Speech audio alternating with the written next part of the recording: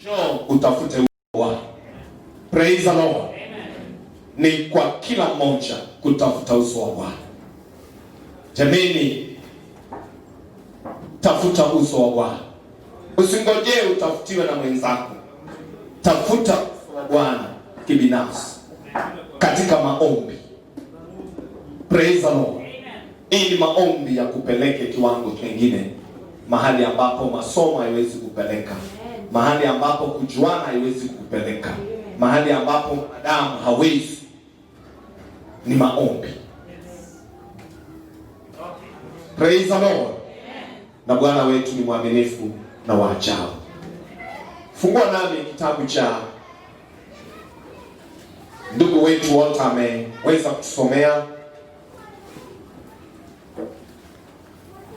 na ningeomba tu apate fursa asimame asome tena.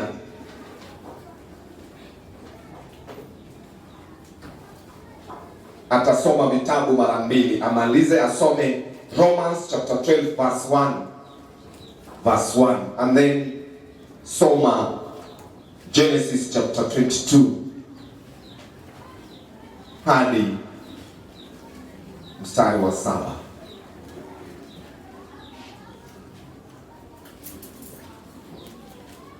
kwa haraka.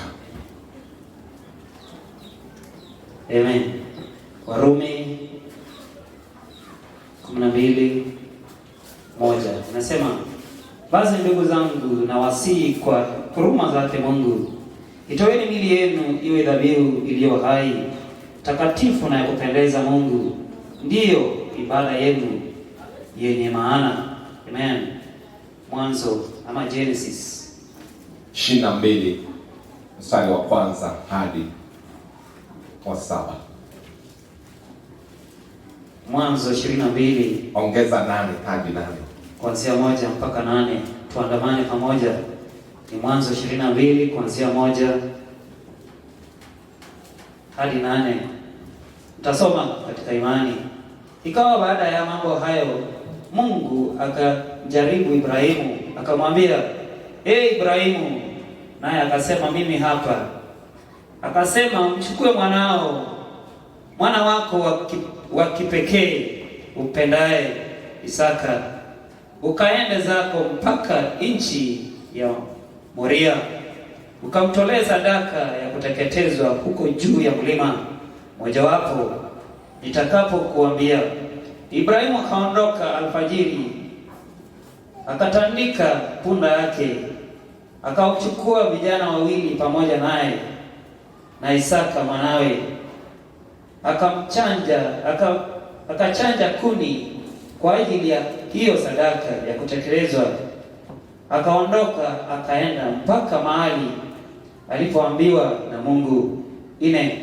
Siku ya 3 Ibrahimu akainua macho yake, akapaona mahali pakali mbali. Ibrahimu akamwambia vijana wake, kaeni ninyi hapa pamoja na punda, na mimi na kijana tutaelekea kule tukaabudu na kurudia tena.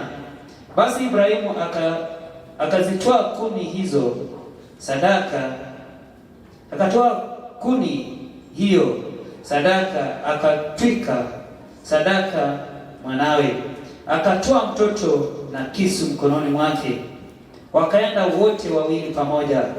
Isaka akasema na Ibrahimu, baba, akinena, babangu, naye akasema, mimi hapa mwanangu. Akasema, tazama moto upo na kuni zipo, lakini yuko wapi mwana kondoo kwa sadaka ya kuteketezwa? 8. Ibrahimu akasema, Mungu atajipatia mwana kondoo kwa hiyo sadaka mwanangu. Basi wakaendelea wote wawili pamoja, na Mungu aibariki andiko. Amen. Inua mkono wako juu. Jehova Nisi, Jehova Elohim, Jehova Jireh, Jehova Adonai, Jehova Gibo, wewe ni Mungu, haufananishi na yoyote. Wana wako wamesanyika mbele zako Baba kwa ishara ya kukupenda na amri uliotoa ya kwamba tukakuabudu. Asante kwa mioyo zao ambazo zimefunguka. Pakiwa na yoyote ambaye Bwana moyo wake umezibana, fungua Bwana, fungua moyo wake, uwe tayari Baba kusikia muujiza wa neno lako Bwana. Nakushukuru kwa neema, kibali ambacho umenipa kusimama mbele zako na watoto wako kwa ajili ya kuwazungumzia neno litokako kwako Bwana. Bwana, unalolipokea lisiwe tu Baba ni mtindo wa kuja katika ibada na kutoka. Baba, wacha pawe na mabadiliko makubwa kwa maisha ya kila mmoja, hasa wakati ambapo tumetoka katika jangwa hili kuu la korona ambalo limebadilisha njia zetu za maabudu na mitazamo zetu na hata namna tunavyofaa kuabudu Bwana. Asante kwa kila mmoja, majirani na wote ambao Baba wamefika katika nyumba ya maabudu wakiwa na mahitaji mbalimbali. Bwana, unaenda kukutana nao. Bwana, kutana na majirani, kutana na kila mmoja na kutana na watoto wako. Tunakuheshimu Bwana majeshi, tunakutukuza Bwana Mungu. Asante Mwokozi, fungua mioyo zetu na Bwana, wacha tuangaze macho zetu kwako Baba, tukijua hapo ndipo hadi msaada wetu unapoenda kutoka. Upewe sifa, uinuliwe, katika jina la Yesu Kristo tunaomba. Amen. Amen. Piga Bwana makofi jameni. Shangilia Bwana. Jumapili iliyopita nilizungumza kuhusu maombi ambayo mwanadamu ama Mkristo anastahili awe kwa misingi mbalimbali, awe katika msingi wa Bwana na pillars mbalimbali zinamsaidia kusimama. Niomba tu hiyo microphone itengeneze isitoe upako. Kwa hivyo hizo pillars ni za muhimu sana, ni nguzo zinasimamisha maisha yako kwa wokovu. Bila maombi hauna nguvu. Bila maombi utanyauka. Bila maombi utakuwa Mkristo asiyezaa matunda. Utakuwa Mkristo asiye na uhusiano na Bwana. Kwa hivyo jambo hilo lichukulie katika njia ya muhimu sana, na nakusihi njoo siku ya Jumapili mapema, kutana na Bwana wako. Thursday ni siku ambayo tumetenga ya maombi, kutana na Mungu wako. Na hizo siku zingine tengeneza mazibao kwa nyumba yako. Andaa mahali ambapo utakutana na Bwana kibinafsi. Nena na Bwana wako. Praise the Lord. Maana Bwana atakunenea na atakutendea makuu ambayo pastor hangeweza, rafiki hangeweza, rais hangeweza, tajiri wako hangeweza, lakini Bwana huyo anaweza kukutendea mambo makubwa. Jambo la pili, vile vile tunataka kuangalia jambo lililo la muhimu sana, ambalo ni nguzo kubwa ambayo imefichika kwa maisha ya Kristo. Praise the Lord. Imefichika kwa maisha ya Wakristo. Hawana habari, lakini ni nguzo kubwa ambayo leo hii tumeona neno likituambia vile ambavyo Bwana anavyotaka katika maisha ya Mkristo. Paulo ananena waziwazi akisema ya kwamba sisi tunayemfahamu tuwe watu ambao tumejitolea kwa kazi ya Bwana. Praise the Lord. Amen. Tuwe watu ambaye tutoe mili zetu. Nilivyokuwa nikinena, zabihu ni jambo la muhimu sana ambalo mimi na wewe twastahili tulifahamu. Na zabihu msingi wake, zabihu hutolewa kwa madhabahu. Kwa hivyo Mkristo ana madhabahu yake ya kutoa zabihu ya Bwana. Pia waovu wana madhabahu yao na namna ya zabihu zao. Amen. Kwa hivyo wengi hutii madhabahu ya uovu kuliko madhabahu ya Bwana. Ukiingia kwa mganga hawezi kufanya chochote kabla wewe hujatoa zabihu. Maana anaamini hapo ndio connection yake na yale anayofanya yatafanyika. Bwana asifiwe. Na vile vile tunapokuja kwa Bwana twastahili tufahamu ya kwamba connection yetu na Bwana ipo, na ni jambo kuu zaidi ambalo Mkristo anastahili alifahamu. Tu wadhaifu kwa sababu hatujachukulia jambo hili katika maana. Tunaona Abrahamu ambaye ni baba wetu. Abrahamu, kitu cha kwanza, hakuwa maskini.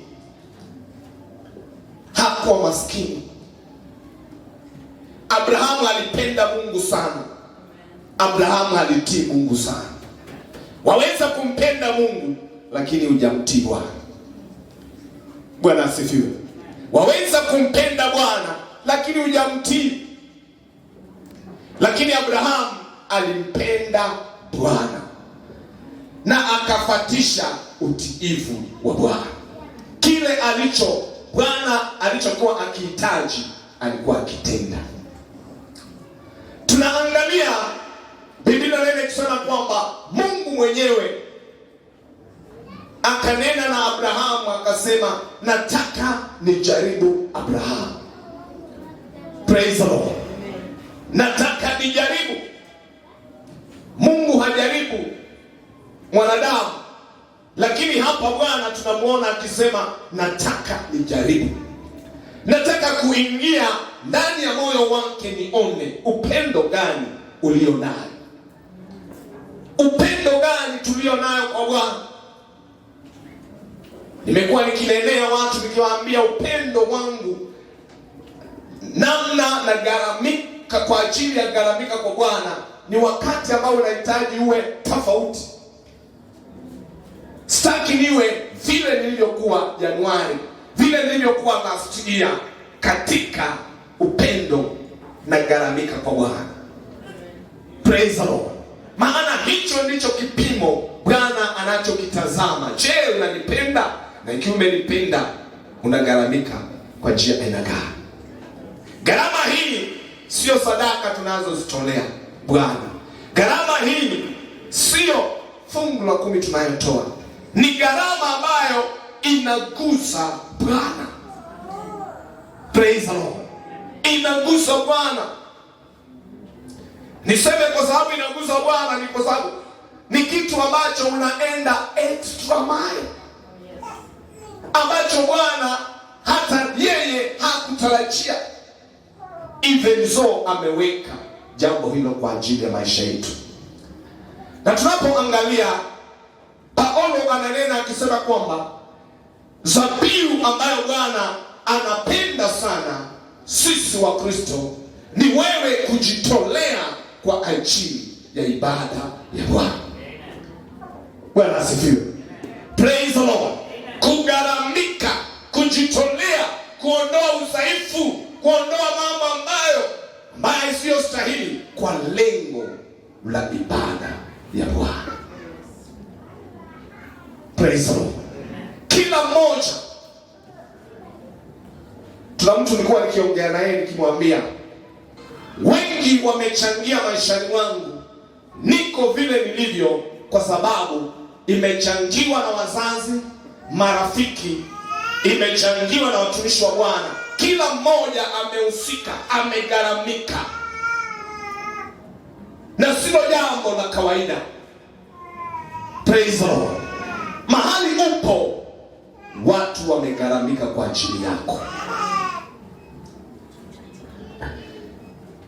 na watu wanapotoa dhabihu kwa ajili ya kuona maisha yako yamebadilika, hawatoi kwa ajili ya faida yao, wanatoa kwa ajili ya faida yako. Praise the Lord. Praise the Lord. Wapendwa, ni wakati ambapo tutoke katika level ambayo tulikuwa ile ya zamani, level iliyozeeka, level ambayo haiguzi Mungu, level ambayo haina utofauti, level ambayo haileti impact. Maana dhabihu inagusa Mungu na inaleta impact. Praise the Lord. Amen. Praise the Lord. Kwa hiyo wapendwa, ningependa kwa upendo wa Bwana uliompenda, thibitisha na dhabihu. Biblia inanena ikisema kwamba dhabihu iliyo hai, dhabihu iliyo hai. Bwana tayari yeye alitenda yake kumtoa Kristo afe kwa ajili yetu, na Bwana anapoangalia, anaangalia wewe wafanya nini kwa ajili ya ufalme wake. Ni gharama, lakini inampendeza Bwana. Praise the Lord. Ni gharama, lakini inampendeza Bwana. Nakumbuka siku moja, kwa sababu dhabihu ni kitu ambacho kina deny mema, lakini kwa ajili ya wengine. Siku moja tulipokuwa tunaandaa harusi yetu, na tumekutana, tumeweka budget, komiti imesema hii, nimesema nitatoa 30,000 kwa imani. Praise the Lord. Nimeambia wazazi mali mtaleta kwa imani. Na jambo moja nikaamuka, na nikawa na fedha chache ambazo ningepeleka kwa komiti. Unajua ukifanya harusi lazima wewe uanzishe. Sema unaanzisha na nini? So nikawa nimejipanga karibu na 5,000. Lakini katika hali hiyo nikaguzwa, nikasema hiyo 5,000 nataka kwenda mission Kericho kule Sotika. Nikajipanga vizuri sana, nikaenda. Nataka kuambia injili. Bwana alitupa neema, watu wakaokoka, furaha. Hata ikanifanya nisitoke. Nilihisi ya kwamba nisirudi. Praise the Lord. Lakini niliporudi Jumapili jioni, nikalala usiku nikifurahia moyoni. Lakini nikakumbuka, maana komiti yetu ilikuwa Sunday, nikakumbuka Sunday sikukuwa na ilikuwa nipeleke kitu. Na hii ndio fedha nimeenda nazo wapi? Mission. So tuna usingizi wengine, mtu amelala, unafikiria amelala kumbe anawaza. Praise the Lord. Kifika asubuhi saa 12 nilikuwa nimeamuka, lakini sio kutoka kwa kitanda, nawaza. Sema Mungu, sijui ni pumbafu ama ni nini nimefanya. Lakini pale moyoni watu waliokoka, furaha ikawa. Sasa naanza zile 5,000. I wish hata ningezipeleka zianzishe nini? Komiti. Sijui wamepanga nini, sijui walisemaje. Sikujua kile nilichokuwa nimefanya. Maana ilikuwa Monday. Bwana ako nyuma yake.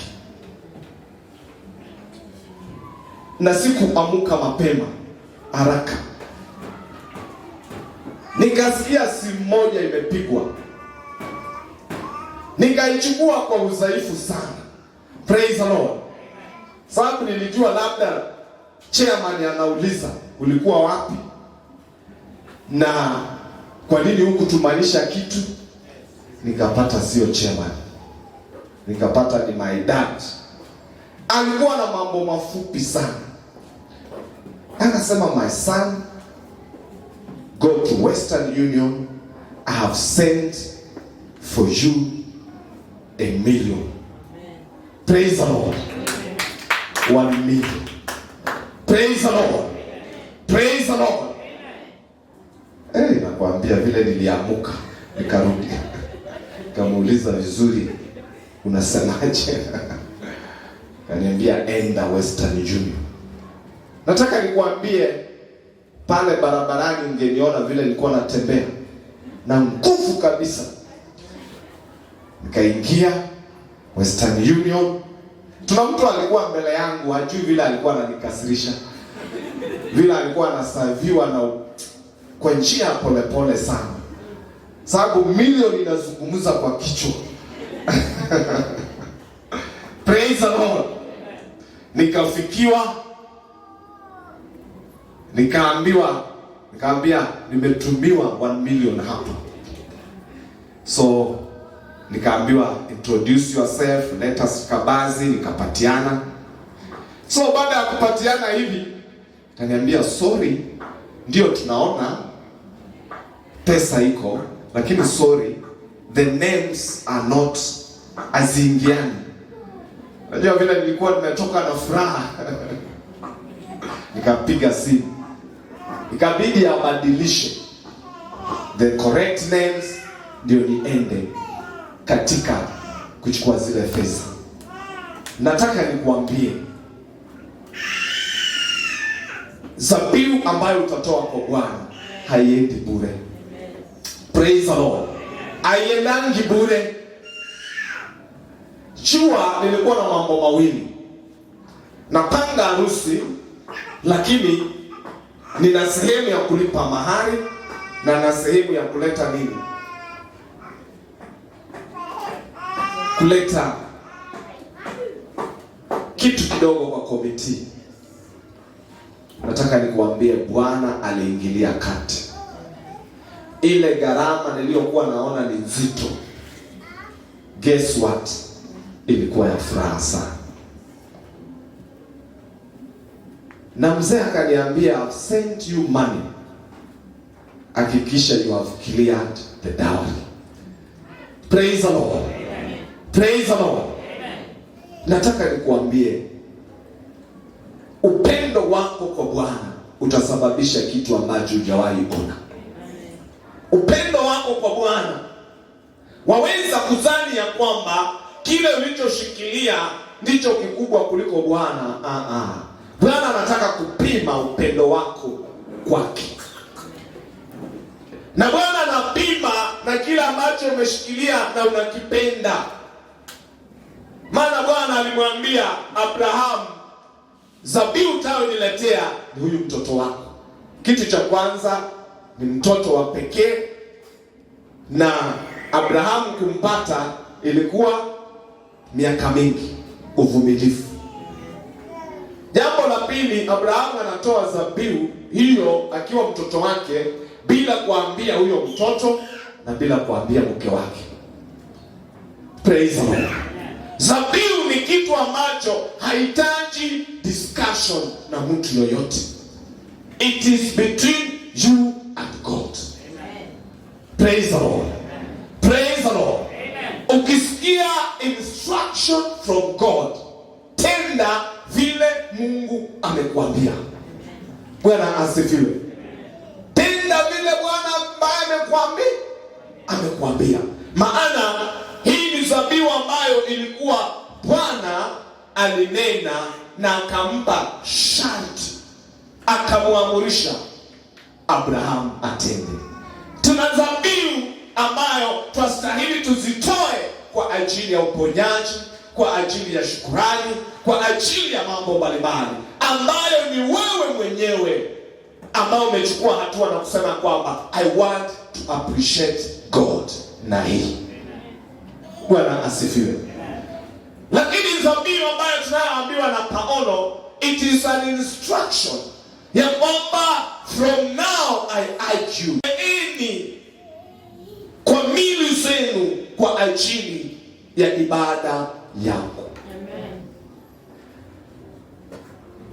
Tuna jambo ambalo nilikuwa nikinena na watu kadhaa nikiwaambia, from now I must manage my time well. Bwana asifiwe. Kwa hiyo nikikwambia tukutane saa 4, wewe ukija saa 5, makosa ni yako, sio yangu. Because I must manage my time well. Praise the Lord. Amen. Kwa sababu unapofanya hivyo, Bwana anakuambia kwamba ni dhabihu. Hata hiyo muda ambayo unaitumia kwa Bwana ni dhabihu, ni kitu ambacho unampea Bwana. Kwa hivyo tumia wakati mzuri kwa ajili ya Bwana. Wakati ambao umekuja mahali hapa siku ya leo ni wakati ambapo umempa Bwana, na haiwezi kuenda bure. Praise the Lord. Wewe ambaye umetoka sijui wapi, sijui umekuja kwa njia aina gani, lakini moyo wako umekuja, moyo wako umekuleta na kusema kwamba nina hamu na kiu na Bwana. Bwana anajua vile ambavyo analipa. Na Bwana anatuambia kwamba tutoe mili zetu, tujitolee kwa Bwana. Praise the Lord. Ukijitolea kwa Bwana, Bwana naye atajitolea kwako. Kati mwingi twajitolea kwa mambo zetu, twasumbukana kwa vitu vingi ambavyo zile zilizokuwa ukisumbukana, mwenye aliye na jibu ni Mwenyezi Mungu. Ungejitolea kwake, angekupa jibu rahisi. Nilipoangalia nikakumbuka, kumbe mimi kutumia 5,000 kwenda Sotik ilileta nini? Kwa hivyo mambo yangu yalikuwa yakifanyika kwa haraka. Unajua ukiwa na pesa unaamurisha ufanyange nani fanya hiyo kitu. Praise the Lord. Praise the Lord. Ndio vitu ina move haraka haraka. Kwa hivyo jitolee kwa Bwana uone nguvu za Bwana. Hiyo tu ndio kitu unachoweza kuambia mpendwa. Jitolee kwa moyo wako, jitolee kwa Bwana ili uone Bwana. Mambo mengine twajiweka, lakini wakati mwingine tusipojitolea kwa Bwana, basi tunajinyima vitu ambavyo Bwana angekuwa ametufungulia kitambo. Praise the Lord. Bwana angekuwa ameleta suluhisho kitambo. Lakini Bwana anasema ninakusihi kwa huruma za Mwenyezi Mungu. Anatumia lugha ambayo ni ya kukuguza.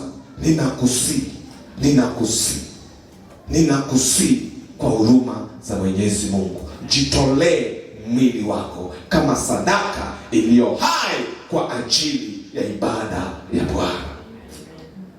Praise the Lord. Jitolee, imbia Bwana, msifu Bwana, fanya mema kwa Bwana, maana hayo mambo yanampendeza. Sijui je, wajua Bwana ucheka?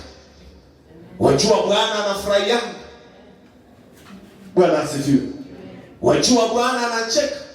Furahisha Bwana acheke. Furahisha Bwana afurahie. Biblia inasema furaha ya Bwana ni nguvu zetu. Bwana akifurahia, tuna nguvu zitatushukia. Tuna mahali tuna udhaifu, Bwana atasukuma mambo hayo yafanyike kwa sababu amefurahia. Umempendeza. Umempendeza. Kazi yetu ni kupendeza Bwana vile anavyotaka, mapenzi yake vile anavyotaka. Ifanye, unapofanya unampendeza Bwana. Usijaribu kumpendeza mwanadamu, utachoka. Na ni mzigo mzito sana. Na ukijaribu utachoka na kesho. Sababu mwanadamu kesho, leo atasema asante, wewe ni poa. Lakini kesho utakuta kamati imekaliwa nasema yule jamani mpumbavu sana. Kwa sababu ulijiweka kufurahisha wanadamu. Furahisha Bwana. Na ukifurahisha Bwana hauchoki. Hata uambiwe kinyume, hata uambiwe nini, hakuna kitu ambacho itakuzuia. Maana unapofurahisha Bwana, Bwana anafurahia. Bwana anafurahia. Bwana anafurahia. Kwa hivyo furahisha Bwana, njoo kwa ibada za Bwana. Jitolee kwa Bwana, naye Bwana atajitolea. Who knows kujitolea kwako corona inapitia mbali. Who knows uzima ulio nao Bwana analipia gharama uliogharamikia. Who knows? Praise the Lord. Kwa hivyo tumpendeza Bwana. Wapendwa, tuache udhaifu, tuache kujivuruta, tuache unyonge. Ondoa hiyo yote, haina faida. Jitolee kwa Bwana na moyo ambao umefunguka, na moyo ulio tayari, utaona wema wa Bwana. Nilipofika nikaona wema wa Bwana, jambo la kwanza nikapiga mahali nilikuwa nimeenda mission. Kaambia I have seen a miracle of God. Hata hii mission niiteni tena.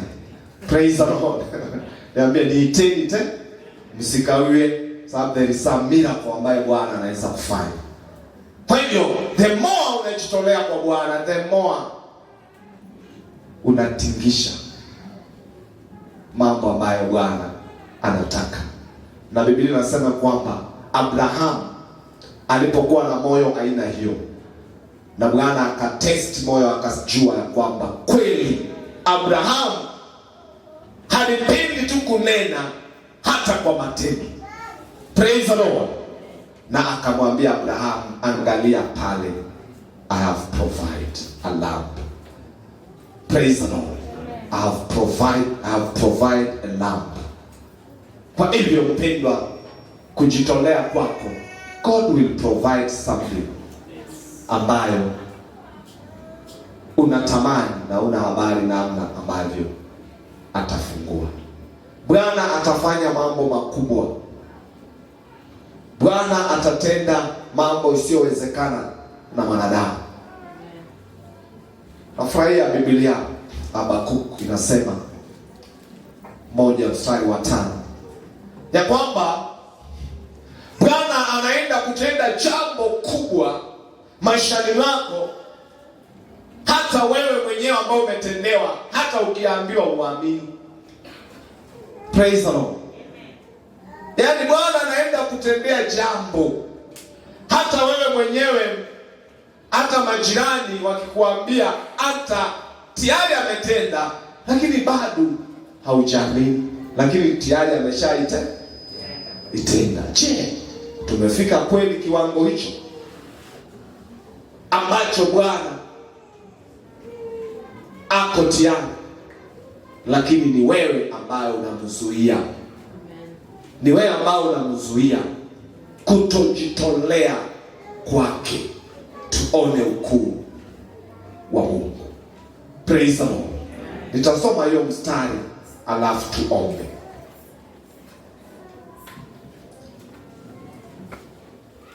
Aliye mahali pana aweze kusoma Habakuk 1:5.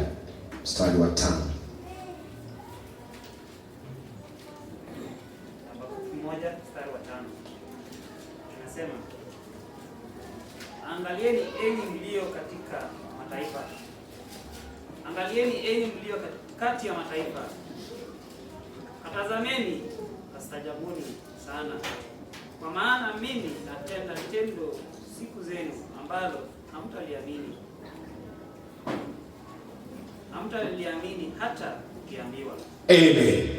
Look at the nations and watch, and be utterly amazed. For I am going to do something in your days that you will not believe, even if you are told. Praise the Lord. Bwana ako tayari kukushangaza, lakini je, wewe uko tayari kwa njia yake namna gani? Praise the Lord. Umejiandaa namna gani? Hebu tusimame.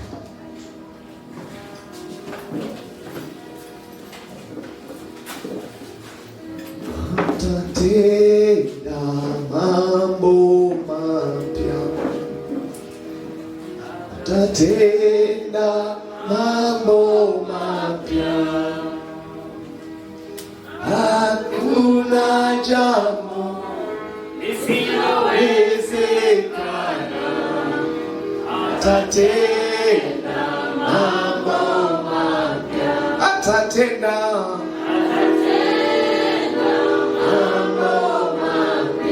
atatenda mambo mapya, hakuna jambo lisilowezekana.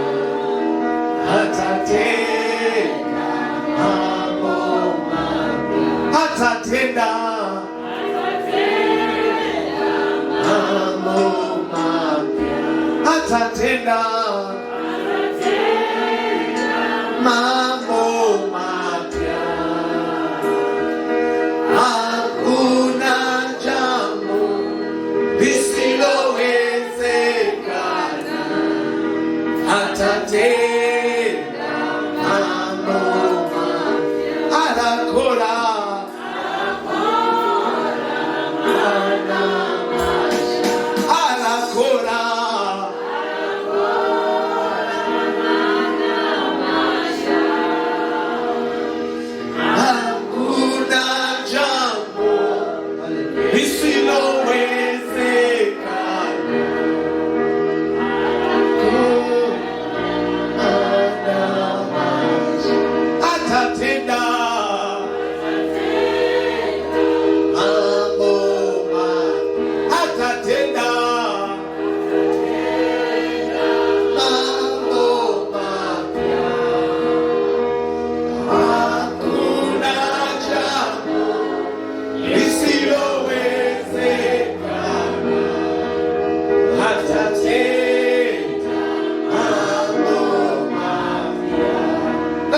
Mwambie Bwana akusaidie kujiwachilia kwake na kutenda mambo mapya.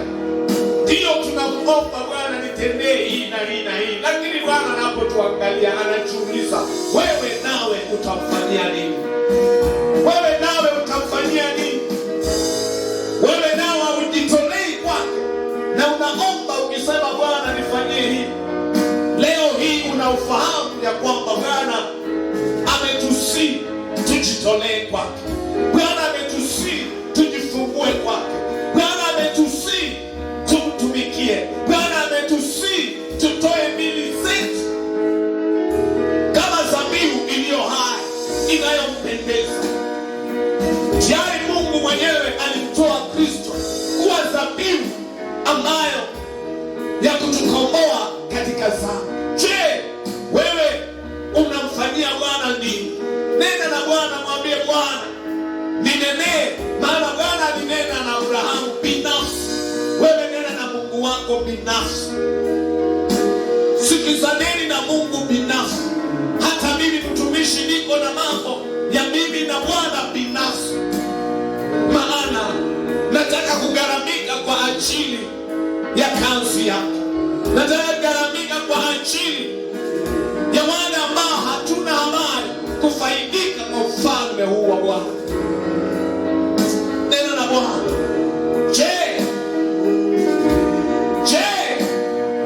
huyu Mungu, ni kipi kinachokuzuia usijitolee sawasawa kwa Bwana? Ni kipi kinachokufanya kujifuruta kwa Bwana? Ni kipi kinachokufanya kujisitasita kwa Bwana? Ambia Bwana akuondolee. Anza kuangaza kwa Bwana. Joshua akasema, mimi na nyumba yangu nitamtumikia Bwana. Maana alifahamu wema wa Bwana. Alitambua gharama ya gharamikia Bwana, na alijua kumtumikia Bwana ni dhabihu iliyo hai ya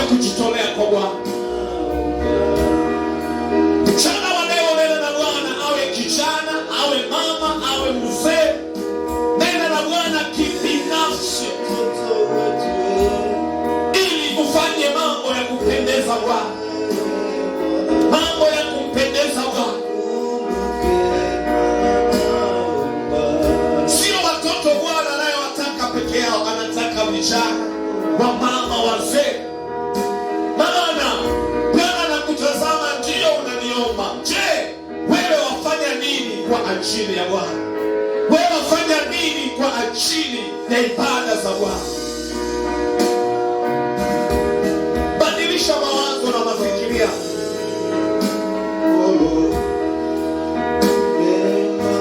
Tumikia Bwana mahali upo.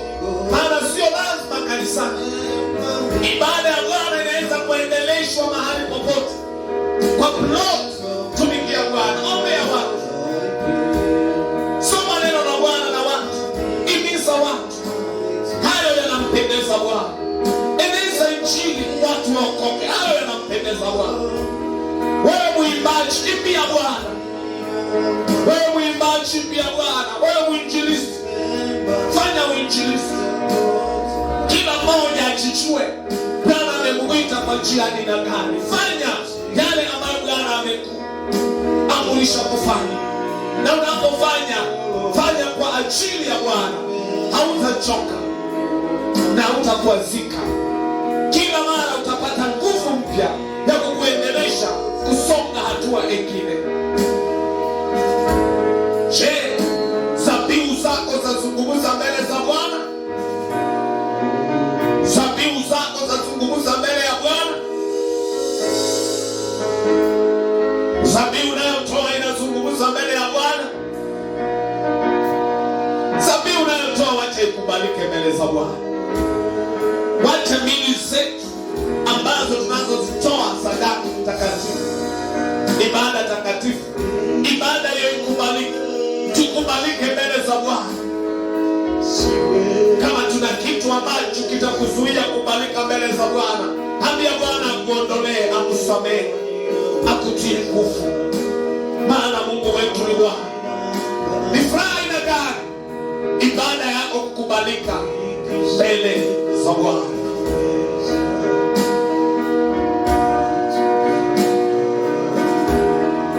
Nataka niombe.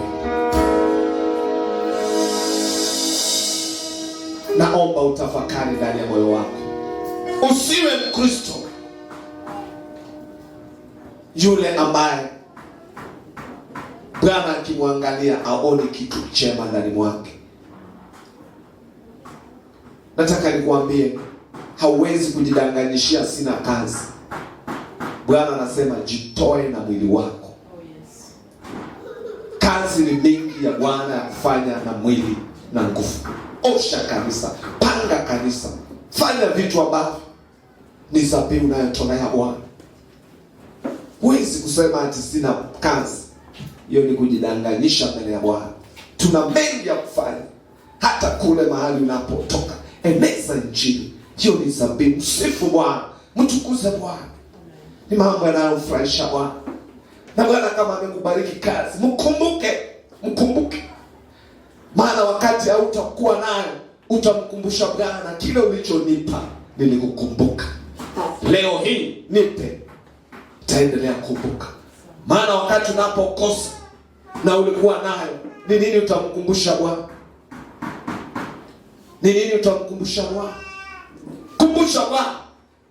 Hizo zabihu zitazungumza mbele ya Bwana, zitakutetea mbele za Bwana. Inua mkono wako juu.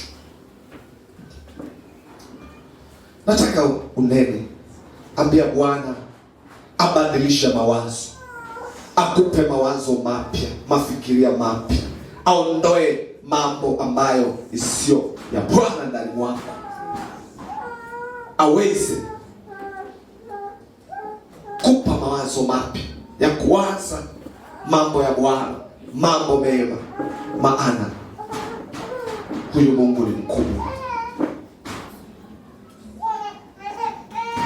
Asante Bwana, asante Jehova, asante Bwana, asante Bwana, asante Bwana. Tumejijenga kwa misingi, tumejijenga kwa madhabahu. Zabihu zimetolewa chafu, zabihu ambazo zisizo za Bwana. Tumekimbia hata kwa waganga kutoa zabihu ambazo hatufanyi hivyo kwa Bwana, ambazo ni misingi chafu. Ambia Bwana akutoe katika mambo haya. Unatafuta kazi na badala ya kuomba Bwana unaanza kutoa dhabihu kwa watu ambaye sio wa Mungu ili kazi ipatikane. Ambia Bwana avunje hizo madhabahu za giza. Haziwezi kuingiana na Bwana. Haziwezi. Hawezi kufanya biashara na umeweka madhabahu ambazo ni za giza na unamuita Bwana. Ni sharti Bwana abomoe kwanza hayo madhabahu, alafu Bwana aingie kati. Bwana aingilie kati. Bwana aingilie kati. Asante Bwana. Asante Bwana. Asante Bwana. Moyo wangu wa kuabudu Bwana.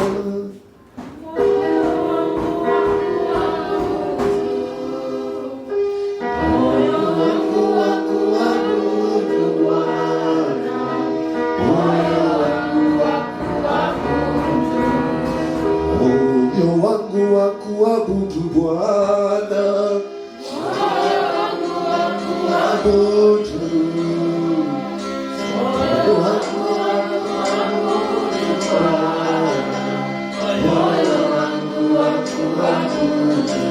moyo wangu wa kuabudu Bwana.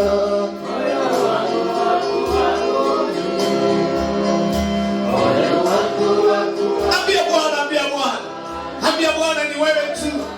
Ambia Bwana tunapoendelea kuimba. Ambia Bwana ni wewe tu. Moyo wangu ni uko kwako Baba. Ambia Bwana, ambia Bwana. Ambia Bwana ni wewe tu Bwana. Ni wewe tu Bwana. Leta moyo wako kwa Bwana. Leta moyo wako kwa Bwana. Leta moyo wako kwa Bwana. Leta mawazo yako kwa Bwana. Leta moyo wako kwa Bwana. Leta moyo wako kwa Bwana. Leta moyo wako kwa Bwana.